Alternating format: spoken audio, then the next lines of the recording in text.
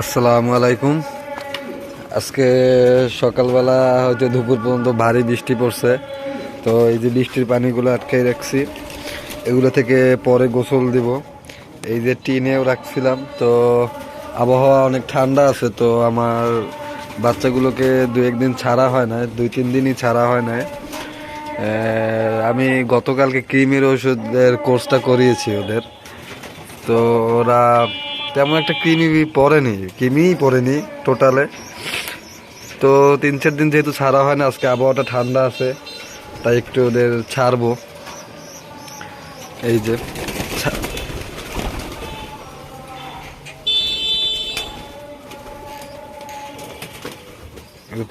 প্রথম ব্যাচের বাচ্চাদেরকে আলাদা করে তারপর ছাড়বো। দেখেন পাগলের মতো করতেছে, আজকে সারাদিন আটকানো ছিল, কালকে আর আজকে।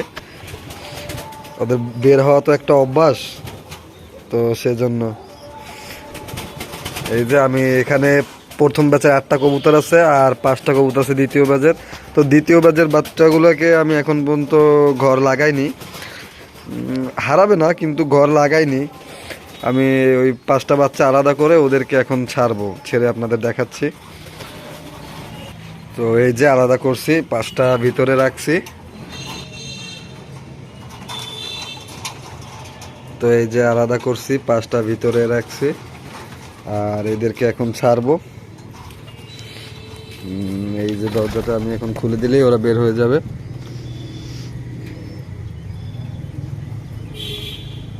এই যে 2জন বের হইছে, এই যে 3জন, আর একে একে সবাই বের হয়ে যাবে।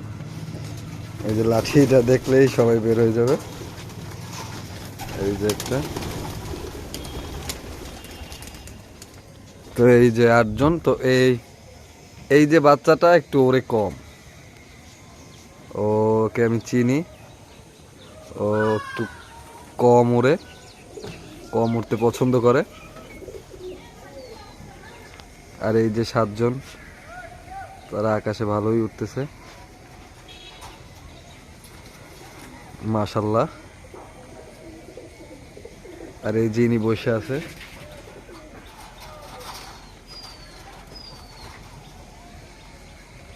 আবহাওয়াটা ঠান্ডা আছে, ওদের ওড়ার জন্য খুব উপযোগী একটা আবহাওয়া।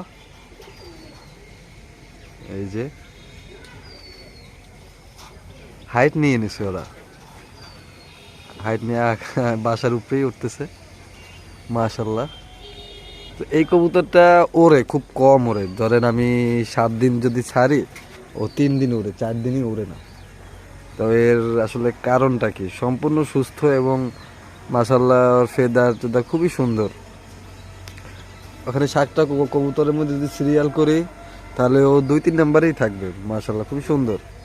কিন্তু ও ওড়ে না তেমন একটা। তো এই যে আকাশে নাই, হয়তো অন্যদিকে টান দিয়ে দিয়েছে। তো আমি এখন ওই বাচ্চাগুলোকে ছাড়বো, ওরাও 2 দিন যাবৎ বারান্দায় আসতেছে না।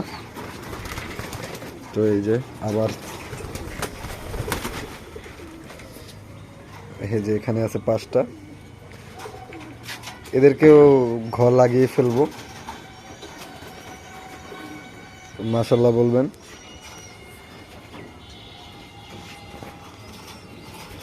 তো এই যে আবহাওয়াটা, এই যে পানিটা আমি রাখছি বৃষ্টির পানিতে, এর থেকে কালকে বা পরশুদিন যদি রোদ ওঠে, আমি ওই দিয়ে গোসল দেবো ওদের।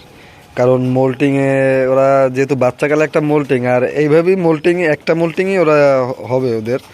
কারণ যেহেতু একটু লেটে বাচ্চা নিছি, এই মোল্টিং পরেই ওরা একদম ফিট হয়ে যেভাবে 7 পরে থাকুক, 8 পরে থাকুক, কিংবা 10 পর ফুল ঝাড়ুক, রেসে এভাবেই দিয়ে দেই। আমি আগেরবারও এটাই করছি, এবারও এটাই করব।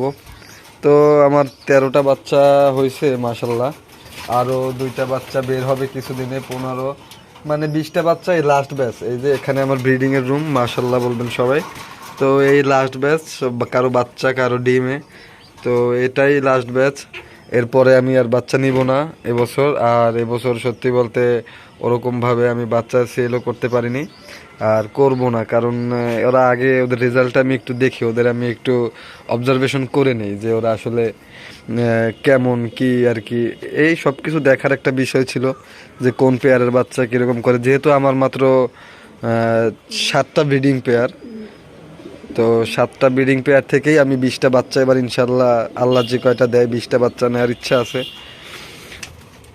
তো দেখবো যে কোন পেয়ারটা কেমন কি করে, তো সেজন্য আমি বাচ্চা অনেকেই চাইছিলেন আপনারা, তো আমি বাচ্চা দিতে পারি নাই। সেটার জন্য দুঃখিত। হয়তো আগামী মাসে যখন 20টা হয়ে যাবে তারপর হয়তো এক পেয়ার কি 2 পেয়ার বাচ্চা হয়তো আমি কাউকে দিতে পারি, যারা কিনতে চেয়েছিলেন তাদেরকে। এছাড়া ভাই এবছরও সম্ভব না।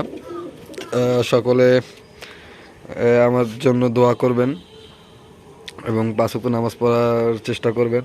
সকলকে আবারও আসসালামু আলাইকুম।